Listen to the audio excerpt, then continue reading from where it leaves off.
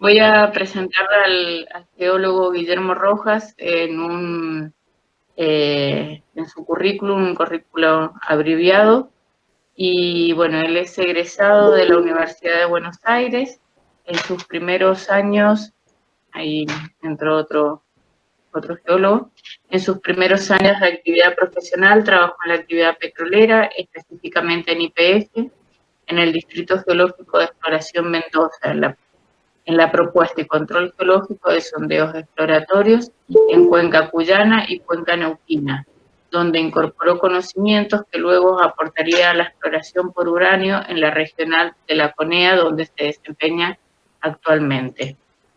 Durante su adolescencia y siendo todavía estudiante, sintió una profunda admiración por el plan nuclear argentino al reconocerlo como el único proyecto a largo plazo, siendo en su momento política de Estado y ubicando a nuestro país como pionero de la nucleoelectricidad y la construcción y exportación de reactores de experimentación en Latinoamérica. Ha dedicado sus últimos 30 años a la CONEA en la prospección y exploración por uranio y desde hace unos años en la búsqueda de prospectos mineros asociados a la factibilidad de aplicar la tecnología de lixiviación in situ. Producto de este particular interés y como objetivo de sus estudios, surgió el proyecto Catriel, siendo promisorio en cuanto a las posibilidades de desarrollar un nuevo distrito minero. A partir de un proyecto de asistencia técnica con el Organismo Internacional de Energía Atómica, asistió con una beca de este organismo al curso sobre técnicas de lixiviación in situ en la República Checa en el año 2007. En la actualidad es jefe de estudios geológicos de la Regional Cuyo de la CONEA y secretario general de la seccional Cuyo Noroeste de la Asociación de Profesionales de la CONEA y la Actividad Nuclear. Así que bueno, con esta presentación de su currículum más que abreviado, le damos inicio a esta charla que nos va a brindar Guillermo. Muchísimas gracias, Guillermo. Bueno, muy bien. Gracias a vos, Graciela. Y bueno, voy a comenzar la presentación con esta imagen que ustedes espero que estén viendo. Si hay inconvenientes me dicen. ¿Y por qué presento esto? Porque precisamente uno de los argumentos en contra de la actividad nuclear es el peligro de la contaminación, ¿no es cierto? Y lo que están viendo, que lo que emana libremente es solamente vapor de agua. Esto es el residuo que queda a la vista y que, digamos, es inocuo para la población. Así que bueno, vamos a empezar con una breve descripción de lo que es el uranio y el tema de los recursos específicos que, digamos, que hay en la Argentina y en el mundo, haciéndonos la siguiente pregunta. ¿Qué es el uranio? ¿Es un mineral estratégico? ¿Tendrá algo que ver con urano? ¿Es el elemento natural más pesado de la tabla periódica? ¿Para qué se usa? Bueno, son todas preguntas que aquel que más o menos conoce algo o incluso no conoce nada, se va a hacer, ¿no es cierto? Yo creo que sin duda es un combustible. Es decir, lo primero que tenemos que entender, el uranio, la utilización industrial del uranio es que es un combustible. Bien. Bien, volvemos sobre lo que estamos diciendo. Lo podemos encontrar en un ambiente reductor, en forma de minerales estables, como uranio más 4, y en condiciones oxidantes, como uranio más 6, es lixiviado de la roca hospedante. Es muy rápidamente, fácilmente lixiviable el uranio, ¿eh? Es decir, ante soluciones circulantes rápidamente es removido y viaja en condiciones totalmente oxidantes. Bien. El uranio natural está constituido por 3 isótopos. El uranio 238, que está presente en una relación del 99,27%, el uranio 235 en una relación del 0,72%, y el uranio 234 en una proporción prácticamente ínfima del 0,01, y que no tiene utilidad prácticamente ninguna. ¿Cuál es la presencia o la abundancia del uranio? Bueno, fíjense, 800 veces más abundante que el oro, 40 veces más abundante que la plata, 1,8 veces más abundante que el mercurio, 1,6 veces más abundante que el antimonio, 1,5 veces más abundante que el cadmio, y tan abundante como el plomo, cobalto, molibdeno o el arsenio. Está presente en la corteza terrestre, merced a eventos geológicos formadores de rocas ígneas, intrusivas y extrusivas, y logra concentraciones significativas en ambientes sedimentarios en presencia de sustancias químicamente reductoras. Bien, ¿cuáles son los recursos de uranio en el mundo? Bueno, haciendo una síntesis de los recursos, hay aproximadamente 1.500 depósitos de uranio. Los más frecuentes están entre 1.000 y 10.000 toneladas de U, con leyes que van desde 1 kilo por tonelada a 10 kilos por tonelada. Y, por supuesto, hay excepciones a esta regla común. Y como excepciones extremas podemos nombrar el yacimiento de Olympic Dam en Australia, con reservas de hasta 2.200.000 toneladas de U, y el yacimiento de MacArthur River en Canadá, con una ley de cabeza de 200 kilos por tonelada. Bueno, actualmente ha bajado esa ley y está en 59 kilos por tonelada. Como recurso geológico, y bueno, hay 64 millones de toneladas de uranio. Como recursos totales, como uranio metálico, 6.100.000 toneladas, costo menor a 130 dólares por kilo de U potencialmente explotable, ¿no? Bien. ¿Quiénes se destacan como productores? Bueno, en primer lugar Australia, que es la que tiene prácticamente el primer lugar en las reservas. Kazajstán ha incorporado muchas reservas en los últimos años y es también un productor principalísimo. Rusia, Canadá y Sudáfrica. La producción anual es de unas 56.200 toneladas. ¿Cómo se dividen esos recursos? Bueno, la mayoría, el 51%, por el método de lixiviación in situ, un 25% en explotación subterránea, un 17% a cielo abierto y un 7% como subproducto de otras explotaciones. Esta producción anual de 56.200 toneladas cubre el 85% de la demanda mundial, siendo el 15% restante cubierto por los stocks que hay de entidades civiles y militares, y además por recuperación secundaria de combustible gastado y algunas colas de enriquecimiento. Es decir, hay suficiente uranio para alimentar las centrales existentes y por construir prácticamente para un siglo. Por lo menos para un siglo, mínimamente. Los recursos en Argentina están divididos de la siguiente manera. La CONEA, como entidad madre de la actividad nuclear en la Argentina y después de muchos años de prospección y exploración, ha incorporado hasta el momento 18.780 toneladas de U como recursos identificados, siempre para costos de producción menores de 130 dólares el kilo de U. Como recursos asegurados, 8.600 toneladas, y como recursos inferidos, 10.180. Los privados tienen un total de 19.960 toneladas de U, es decir, un poco más que la CONEA, pero tiene mucho menos asegurados los recursos, que no están en la categoría prácticamente digamos, no llegan a la categoría de recursos asegurados, estando la mayoría como recursos inferidos. 17.540 toneladas de U versus 2.420 de razonablemente asegurados. Esto hace un total de casi 39.000 toneladas de U, y actualmente no hay yacimientos de explotación en Argentina y se compra en su totalidad al exterior. Con esto que hemos visto, podemos decir que Argentina posee suficiente uranio para abastecer durante toda su vida útil un parque de 5 centrales nucleares, 2 de las cuales están programadas. Bien, ¿qué es el uranio enriquecido?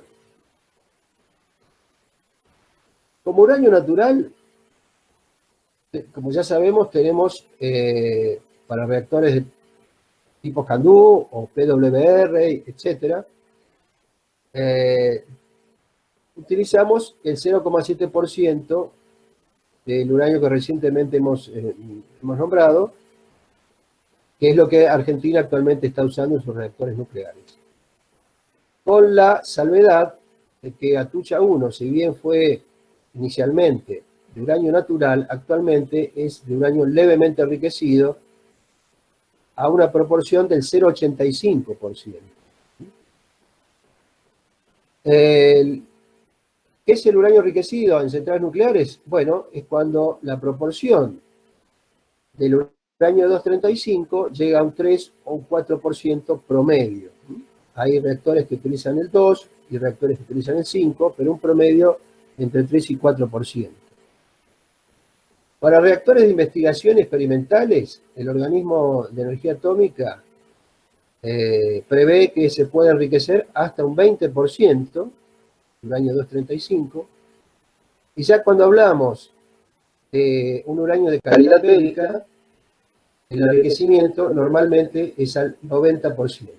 Es decir, es un enriquecimiento muy alto, que solamente algunos países pueden hacerlo. Argentina actualmente esto no lo puede hacer, y vamos a ver más adelante cuál es la capacidad que tiene Argentina en el enriquecimiento de uranio, pero precisamente la OIEA lo que preserva es que la menor cantidad de países pueden llegar a este nivel de enriquecimiento. ¿Cómo está la Argentina ante el mundo? Como les dije, la capacidad de enriquecer uranio abre el camino con fines bélicos. El organismo multilateral que se llama el Nuclear Suppliers Group, digamos, está conformado para prevenir la proliferación nuclear, controlando la exportación de materiales, equipamiento y tecnología que podrían ser usados para construir armamentos nucleares. Precisamente en este grupo, integrado por 11 países, interviene la Argentina, en virtud de su capacidad de enriquecer uranio a escala piloto. Asimismo, merced a esta capacidad, en gran medida, es la razón por la cual integramos el grupo de G20 a nivel mundial. La pregunta ahora es, ¿Argentina necesita el autoabastecimiento de uranio? Y las condiciones son las siguientes. Tenemos suficientes recursos y reservas para alimentar las centrales actuales y las programadas a futuro. Las condiciones de costos de producción de la década del 90 han cambiado, no son las mismas. La importación actual de combustible supera el costo de producción argentino al considerar el valor FOB, o sea, Free on Board, más la suma del costo de flete, más el costo de las tasas y más los seguros. Argentina podría tranquilamente producir a un costo menor e incluso equivalente.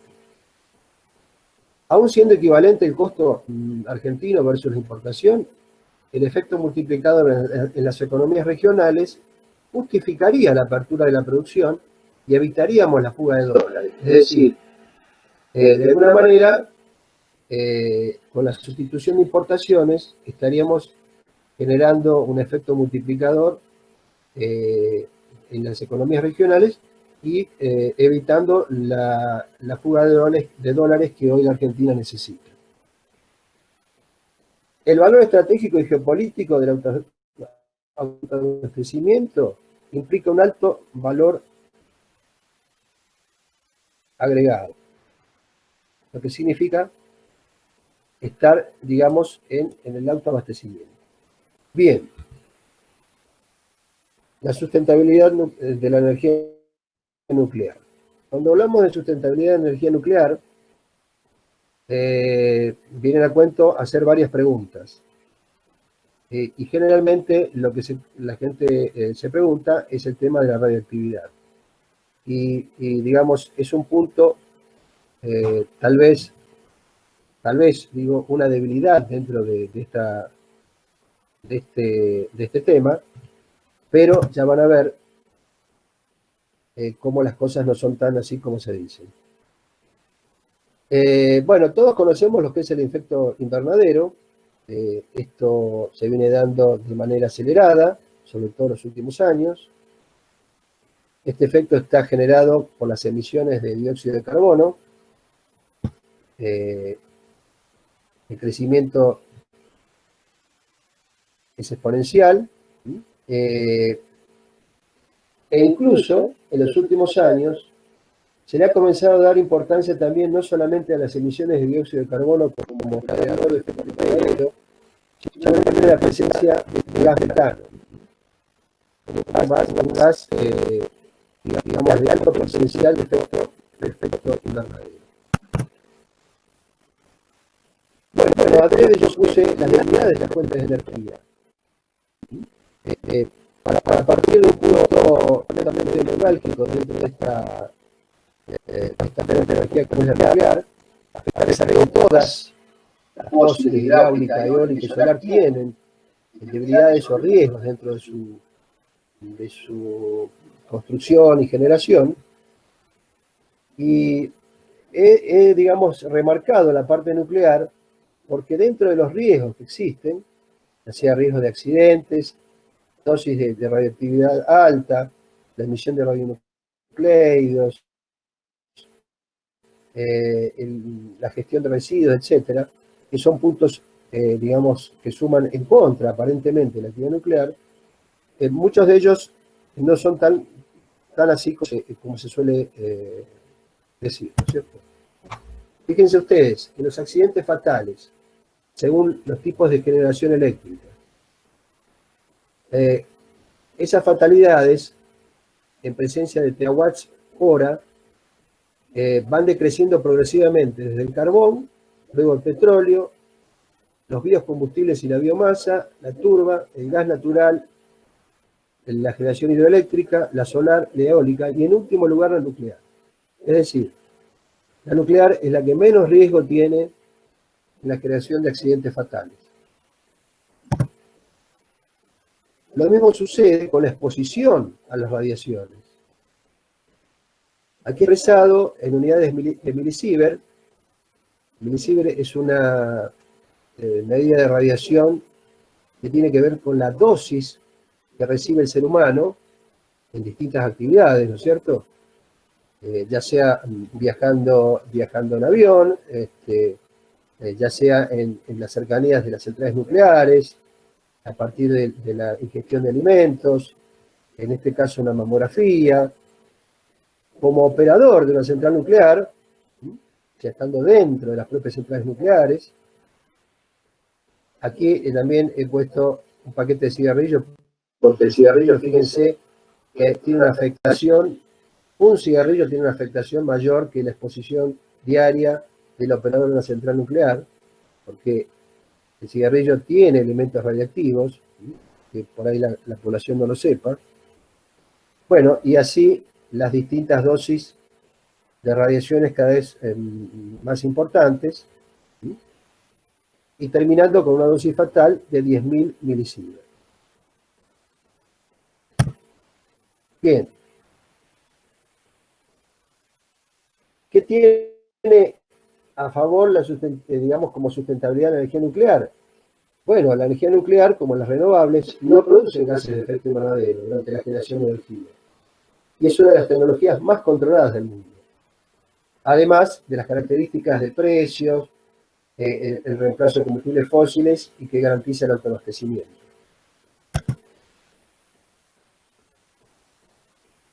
Aquí tenemos un cuadro donde,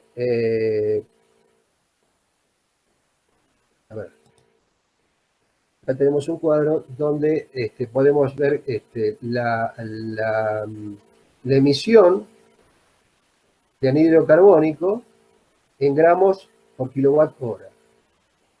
La mayor emisión es la que genera el carbón, digamos como valor base, este es el valor base, y este es el valor mínimo, perdón, el valor máximo y el valor mínimo, de acuerdo a las actividades de cada central de carbón.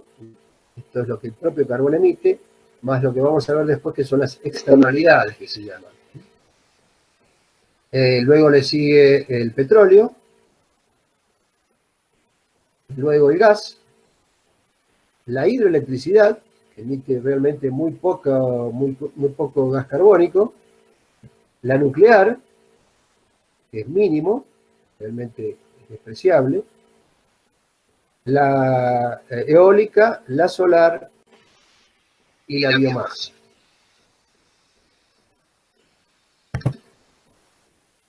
Bien, ¿qué se analiza cuando tratamos de llevar adelante un proyecto de instalación de una fuente de energía eléctrica? Se utiliza el concepto de cadena energética. ¿Qué significa esto? Es cuenta las emisiones para ver desde la extracción del recurso hasta la disposición de los residuos, pasando por las etapas de transformación, y teniendo en cuenta las emisiones producidas en la fabricación de los materiales de construcción de las plantas generadoras. Cuando hacemos la evaluación económica, tenemos que tener en cuenta no solamente el costo, digamos, de construcción de todo el parque generador, sino también aquellos efectos asociados a la actividad que no están completamente reflejados en los precios del mercado y que no están involucrados en la propia actividad.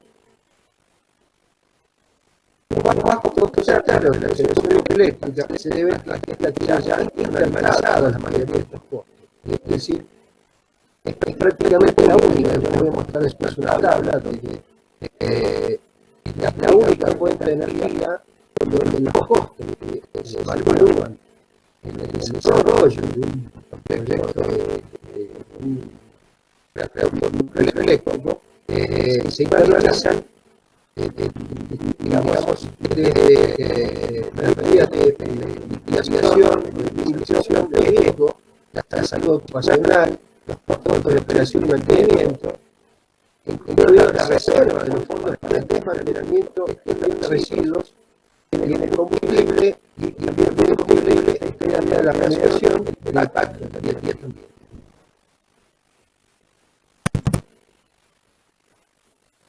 Bien, en este caso tenemos una tabla donde podemos apreciar los distintos tipos de energía, a través de la evaluación de los costos, todos los costos de cada uno de los proyectos, cómo se llega a un total sin los factores ambientales o externos de cada una de las fuentes de energía, y al incorporar los costos externos, prácticamente la única que no suma libremente es la nuclear, que dice la relación entre esta columna con esta otra, como el resto de las fuentes de energía incrementan notablemente sus costos al sumar las externalidades. Bien. Recientemente hubo una noticia, estoy hablando del día 20 de octubre, donde Nuclearélectrica Argentina, que es la empresa que digamos, que tiene las centrales nucleares, la que genera la energía nuclear, manifestó que hasta septiembre la generación de este año permitió ahorrar la emisión de aproximadamente 5 millones de toneladas de anhídrido carbónico, lo que significa un ahorro en contaminación muy importante. A su vez dijo que en el mes de abril la participación nuclear en el mercado eléctrico alcanzó un pico de 11%, un valor realmente destacable, porque esto denota que las centrales nucleares tienen una capacidad de generación constante. Son prácticamente, salvo que haya alguna parada por mantenimiento de la central, tienen una producción prácticamente igual durante todo el año. Este pico de 11% se debió fundamentalmente a la bajante del río Paraná y del río Uruguay, donde las centrales hidroeléctricas no pudieron generar o desarrollar toda la capacidad de generación que ellas tienen. Bien, las centrales nucleares tampoco dependen de factores estacionales ni climáticos para su funcionamiento, cosa que sí dependen las hidroeléctricas y son claves en la lucha contra el cambio climático. Bien, pasemos a la equivalencia energética. Vamos a ver ahora cómo es la relación energética con diferentes fuentes de energía. Fíjense, una pastilla de uranio equivale a 500 litros de petróleo, a 1 tonelada de carbón y a 40 garrafas de gas. Si lo vemos como la comparación energética, la vemos por 1 kilogramo de cada una de las materias primas. En el carbón, 1 kilo de carbón vamos a obtener 3 kilowatt-hora. Con el petróleo, 4 kilowatt-hora y con el uranio, 50.000 kilowatt-hora. Sigamos viendo comparaciones energéticas. Y ahora comparamos aquí lo que es el consumo de Atucha 2 en un año, que consume 80 toneladas de uranio, con una emisión de 0 toneladas de anhídrido carbónico. El carbón necesita para generar lo mismo que genera Atucha, 1.700.000 toneladas de carbón y 3.974 toneladas de anhídrido carbónico. El gas natural, casi 900.000 metros cúbicos y 1.756 toneladas de anhídrido carbónico. Y por último, el fuel oil, 800.000 toneladas y 2.557 toneladas de anhídrido carbónico. Ahora comparemos una central de 1.000 megawatts eléctricos. Bien. ¿Cuánto consume en un día una central a carbón? 8 millones de kilos. 8 millones de kilos emite 18.900 toneladas de anhídrido carbónico, emite 14 toneladas de dióxido de azufre y 14 toneladas de dióxido de nitrógeno. Emiten cenizas, 5.454 toneladas, y una radioactividad de 290 becquerelios. Becquerelio es una unidad de medida también de radioactividad. En el caso del gas, va a consumir, expresado en kilos, 3 millones, y también con una emisión de anhídrido carbónico de 8.000 toneladas, y también con algo de dióxido de azufre y también algo de óxidos de nitrógeno. Y no hay emisión de cenizas ni radioactividad. El uranio utilizaría para un día en una central de 1.000 megawatts eléctricos 3,2 kilos, sin emisión de anhídrido carbónico, sin emisión de dióxido de azufre, sin emisión de óxidos de nitrógeno, tampoco tiene emisión de cenizas, pero sí tiene una radioactividad de 192.000 becquerelios.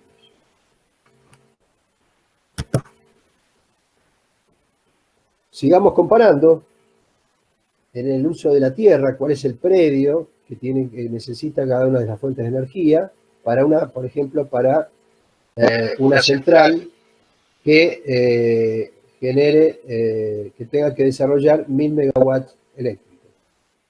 La nuclear, 9 kilómetros cuadrados, el carbón 18 a 36 kilómetros cuadrados, la hidroeléctrica 72 kilómetros cuadrados, la solar 103 kilómetros cuadrados y la eólica 258 kilómetros cuadrados.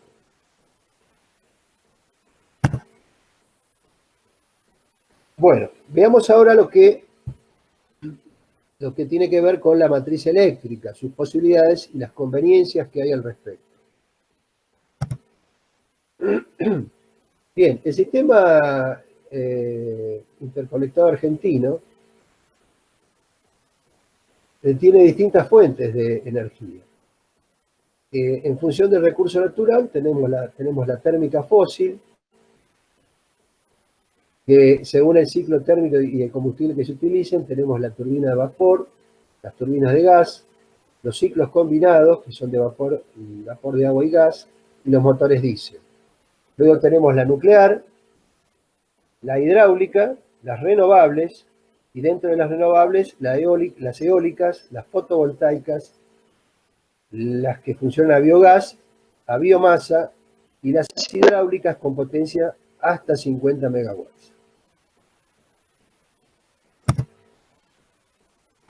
Cuando hacemos una comparación actual de cuál ha sido la generación neta, estos son gráficos elaborados por el mercado eléctrico mayorista, tenemos ahí un gráfico del mes de agosto y un acumulado del año, este año. Veamos el de este año, que es similar al del mes de agosto. Fíjense que tenemos una generación eléctrica con combustibles fósiles del 60%, una hidráulica de prácticamente el 23%, la nuclear el 8%, y las renovables un 8,5%. Es decir, la nuclear sigue siendo, digamos, importante, a pesar de su bajo porcentaje, en función de la capacidad instalada que tiene actualmente.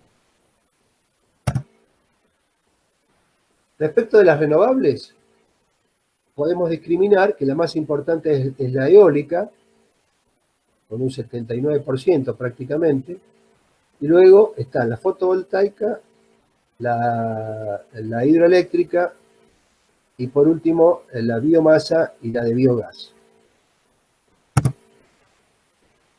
¿Cómo se hace el cubrimiento de la demanda diaria?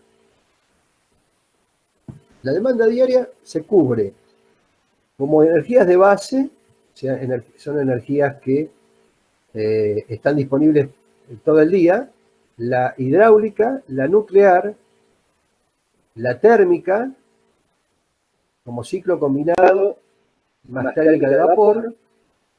Esta misma fuente de energía, como energía térmica, cubre lo que se llama el empuntamiento a horarios picos. Fíjense ustedes que a partir de las 19 horas, llegando a un máximo entre las 21 y 22 horas, y después una caída en la demanda, como la térmica cubre esa demanda, más la hidráulica de punta. Esta hidráulica, ya vamos a ver, es la que se denomina hidráulica de bombeo, y también la térmica de gas, debido a que el gas rápidamente puede entrar en funcionamiento con mucha más rapidez que el resto de las energías. ¿Cómo es la matriz eléctrica en Argentina? Bueno, es similar a la mundial. Argentina, como vimos, tiene un 60% fósil, la mundial es 65% fósil. Y bueno, hay un poco más de hidráulica, 23%, y un poco menos de nuclear, ¿no es cierto? Para la Argentina.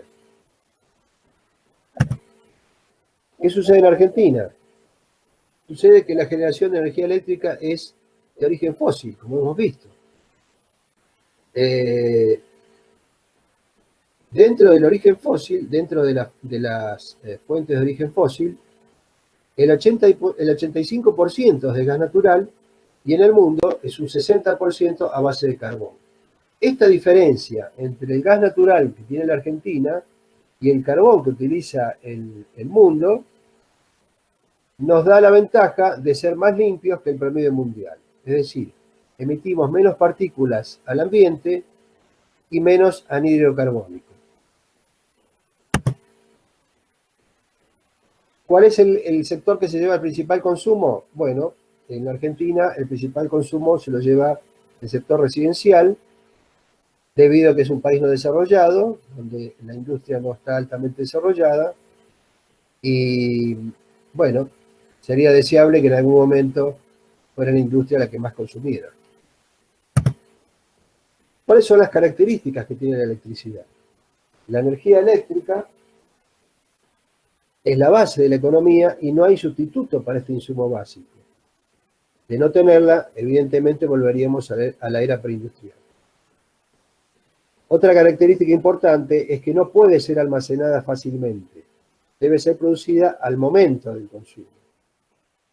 Y la única forma de almacenar energía eléctrica son las centrales hidráulicas de bombeo, y en la Argentina solamente hay 2 centrales.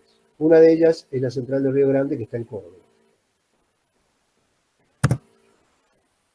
Otra característica es que el sistema debe ser flexible y eficiente para adaptarse a la demanda, ya que esta es variable durante el día, y se deben tener en cuenta 2 dimensiones. Para cubrir esta necesidad se deben tener en cuenta 2 dimensiones. La primera dimensión es la demanda de energía, la demanda de energía propiamente dicha. Y la segunda dimensión es la demanda de potencia, es decir, la posibilidad de cubrir esos picos de demanda de energía. Con energías renovables podríamos cubrir la demanda de energía, es decir, energías no constantes, pero los picos de demanda, o sea, la potencia, no es posible.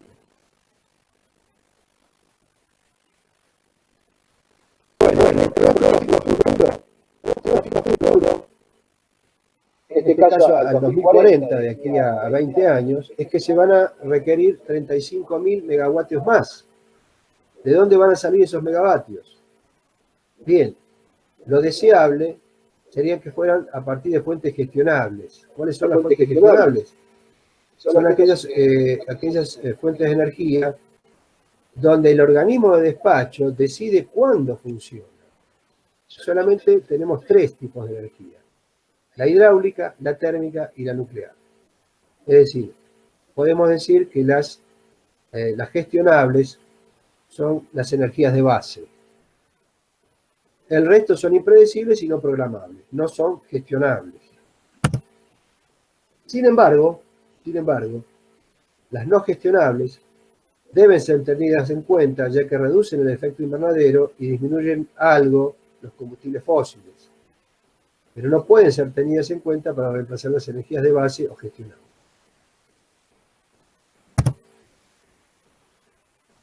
¿Utopía energética?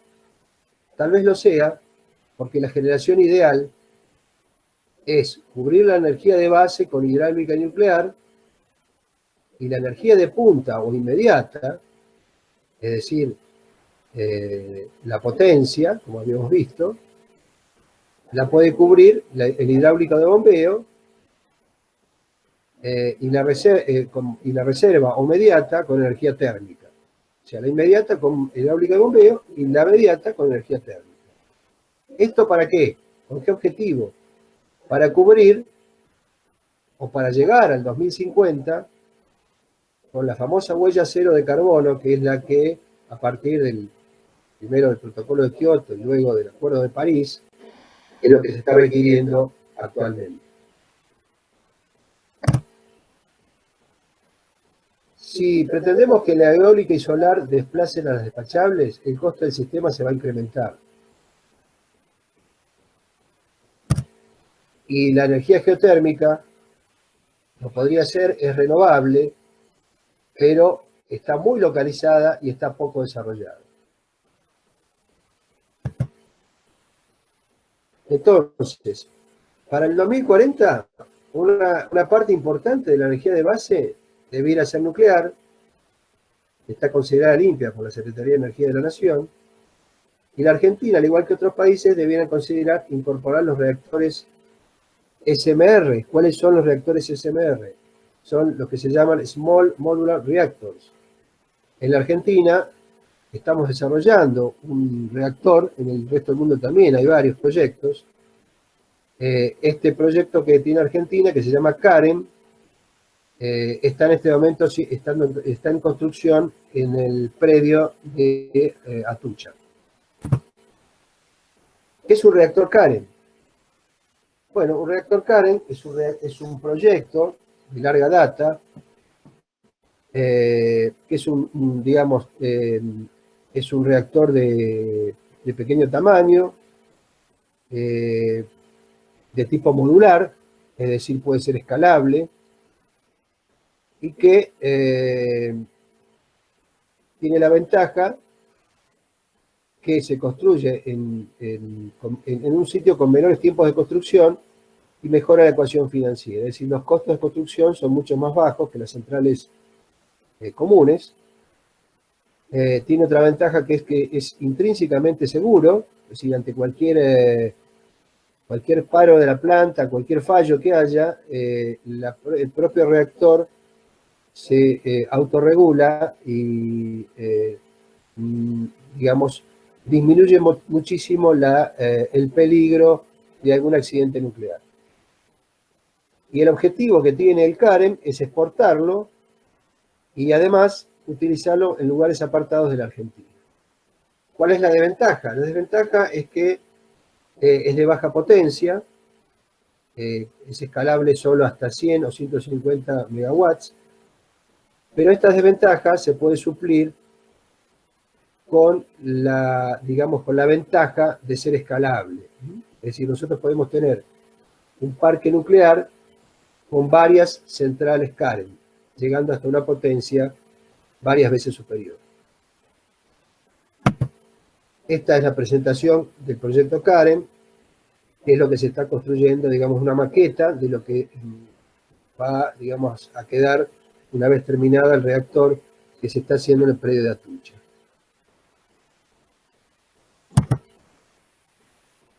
Bueno, desde hace un tiempo, ya desde el gobierno de Cristina Kirchner, se viene hablando de la construcción de una cuarta central nuclear, de la necesidad de una cuarta central nuclear,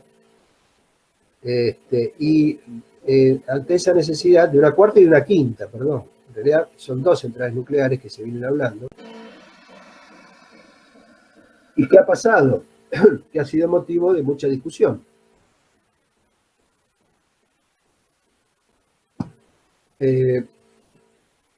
Ya desde hace muchos años, cuando comenzó el tratamiento de este tema,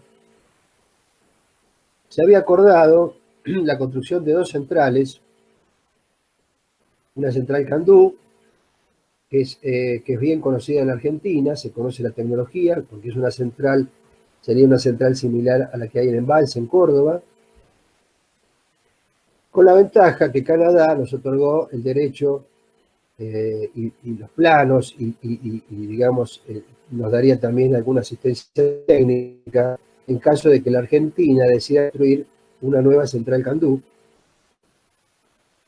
Y contamos con la ventaja de que la extensión de vida de la central de Embalse, que fue realizada hace escasamente un par de años, por técnicos y profesionales argentinos, se incorporó todo el conocimiento como para tener la idoneidad de construir una central Candú por nuestros propios medios, con una participación no solamente de los técnicos y profesionales, sino también de la industria nacional muy, muy relevante. ¿Qué pasó en esta discusión? Sucedió que se había dicho de construir una Candú y luego una central china, la Hualong 1, todo esto con un crédito otorgado por el gobierno chino para las dos centrales, con un reintegro de ese crédito a partir del 8º año de la construcción de la central y hasta un plazo de 20 años. Y que era reembolsable con la producción de energía. Es decir, prácticamente Argentina no iba a tener un compromiso de deuda, porque la propia central iba a generar los recursos para pagar el crédito otorgado por los chinos. Esto llevó a muchas discusiones. Primeramente se decía que se iba a hacer la central Candú en el predio de Atucha. De hecho, ya se estaba preparando todo para esa situación. La propia nucleoeléctrica argentina ya lo estaba encarando, ese tema. Y la segunda central, que iba a ser una Gualón 1 de uranio enriquecido, porque la Candú es de uranio natural y la Gualón de uranio enriquecido, iba a ser realizada en Río Negro, en cercanías de la capital de Río Negro, de Viedma, y iba a ser construida también en su gran mayoría por los chinos, con una mínima participación de la Argentina, y el combustible lo iba a proveer China, por lo menos en su primer carga, pero con la dificultad que la Argentina no dispone actualmente de la capacidad de producir combustible, uranio enriquecido, a nivel comercial, digamos, para abastecer a una central nuclear. En esa condición, lo más conveniente hubiera sido continuar con la línea de uranio natural y agua pesada, en principio, que esto independizaba de los condicionamientos internacionales y de las cuestiones geopolíticas y estratégicas. Pero durante el gobierno de Mauricio Macri se determinó que se iba a construir solamente una central que iba a ser la Gualón 1 y se iba a dejar de lado la Candú. Esto no se concretó, afortunadamente, diría yo. Hubo solamente cartas de intención y documentos firmados de ambas partes, tanto de Argentina como, digamos, por los chinos, y quedó en esa situación pasando al actual gobierno y donde no se ha tomado una decisión definitiva. Hay distintas opiniones al respecto y todavía no hay una determinación de qué es lo que se va a hacer con estas centrales nucleares. Por lo tanto, si se decidiera seguir con la Candú, eso nos independizaría del combustible al usar uranio natural. También nos permitiría reactivar la planta de agua pesada de Arroyito. Se podría cubrir con los requerimientos del Organismo Internacional de Energía Atómica en cuanto a seguridad nuclear, esto a partir del accidente de Fukushima. Serían factibles de incluir en la central nuclear Candú. Y bueno, y como les dije, permitiría una alta participación de la internacional.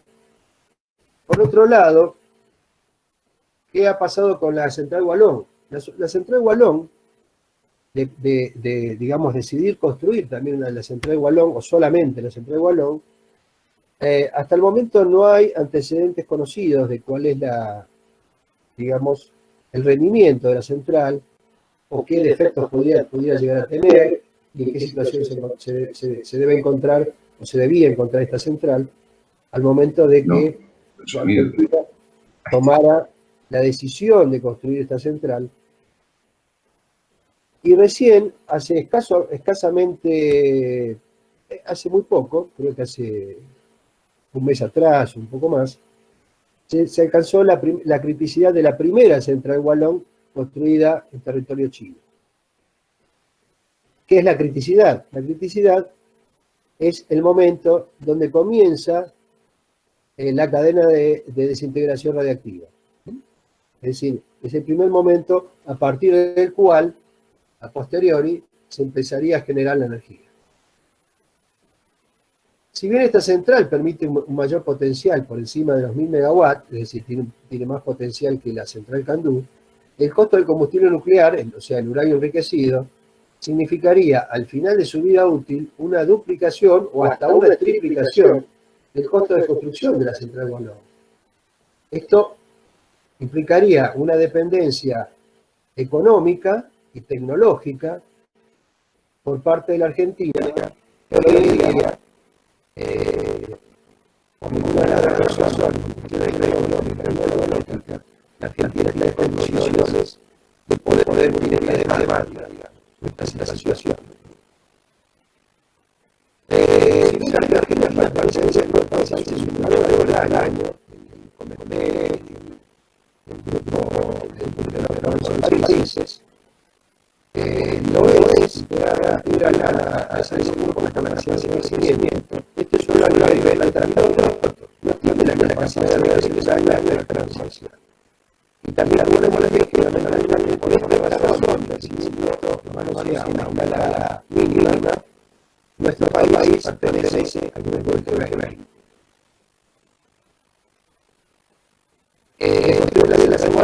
La participación de la industria nacional sería escasa y sería una sentencia para la planta de agua pesada. Y por otra parte, les comento, la planta de agua pesada implicó un gasto de aproximadamente $1.000 millones en su momento. Es decir, a partir de todo lo que hemos visto, podemos concluir en el contexto actual que la participación de la energía nuclear en la matriz eléctrica presenta claros beneficios, los cuales pueden resumirse del siguiente modo: estabilidad de los precios, el reemplazo de los combustibles fósiles sin contaminación y la seguridad en el abastecimiento de energía. Y muchas gracias por su atención.